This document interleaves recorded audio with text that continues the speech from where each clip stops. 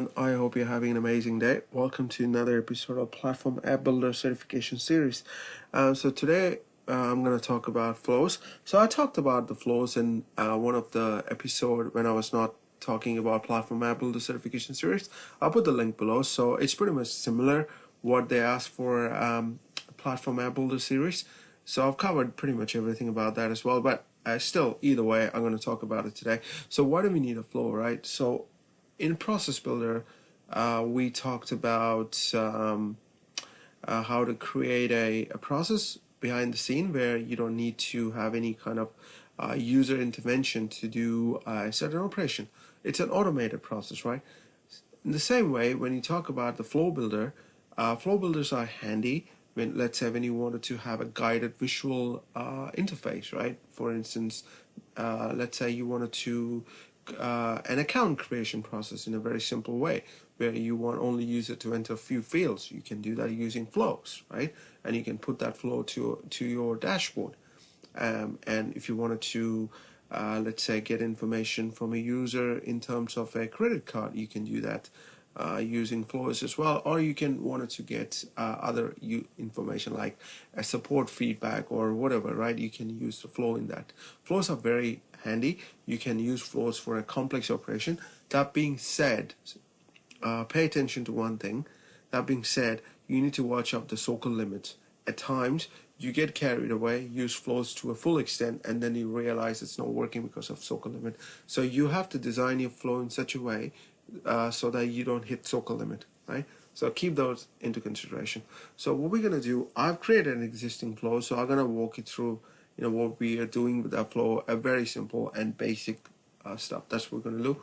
And I'm going to put a link to that flow creation from one of the videos I've done. So please have a look at that as well. So from your exam point of view, yes, flows are very important. And even if you're not giving Platform App Builder Certification Series, you still need to know how the flow works. Cool. So the first thing first, please log into your org. And if you do not have an org, please register for an org. Cool. Okay, so go to setup. So if you don't know how to go to setup, I expect you to know at this stage, by this stage. So you can go to the scarecrow icon, the top right hand corner, setup, and then type your flows, right? And you can go to flows here under process automation. So there is an existing flow, and if you wanted to create a new flow, you can always do new flow here, right? And and you can do different options we have.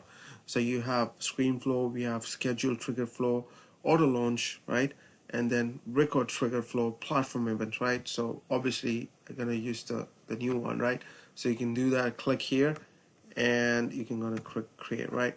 And then so this is the like a flow chart interface, right? Where everything with the start, so you can have a screen, so where you want to have it at the screen interface, right?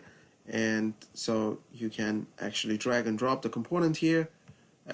So you can actually, these are the different inputs you can use, right? You can use address, you can use checkbox, you can use checkbox group, currency, right? So you can use the lookup, you can use all different kind of stuff, right? And you can also use the text here, so you can drag and drop the text, right? And you can actually put the label and the API name, they should be unique, right? And if you wanted to have validated input, you can do that as well, right? And if you wanted to have a component visibility, you can do that. Now, in this case, in the last one, right, it's a navigation control, right? So you can decide which one you want. If you don't want next to finish or the previous, you can remove the previous, you can pause it, right? It's up to you what you wanted to do, right? So I'm going to cancel it. And then we have assignments, right? I'm just explaining these components because it's important. One thing you need to understand, right, in Process Builder, if you remember, you can't delete a record, right? But in Flows you can. But that being said, you can use Apex code with the Process Builder to delete a record. So these are the data stuff which we have, right? First we talk about the assignments, right? If you wanted to assign set of variables, values, right, you can do the assignment. And then you see if you do here, you can, assign a variable values here using the assignment, right? So it's pretty straightforward, right? And then you have a decision one, like if and else. If something happens, then you do this, else it will actually go the default outcome, right? So, and then you have a loop. If you wanted to loop through the collection, you can do that using this, right? So this is one of the stuff. And then we have a create record. So if you wanted to create a record, you can do that using this specific operation component, right? And then you can update a record using this, where you can pass the record ID and update the record using it. Nice and easy, right?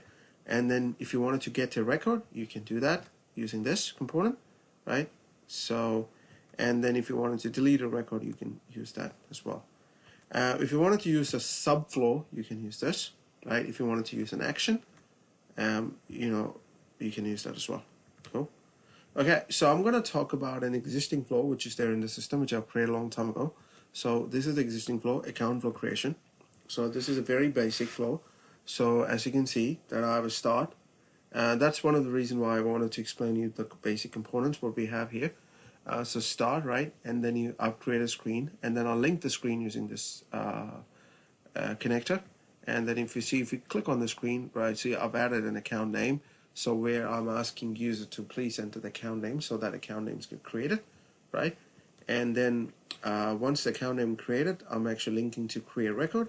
So you can see that. So I'm actually creating one record, and use separate resource and literal values, right? And I'm passing this name, whatever we have inputted before, to the name field of the account, and we're saying that store the account ID in a variable, right? So that's done. Now we are doing a decision. So if an account ID is not blank, right, then we will actually have a decision here to see that the screen is successful, which is like a very basic thing. We have a label here that's called account created. If for whatever reason, right, your the account creation fails, so it goes to the default outcome. That means the screen account creation failed, right?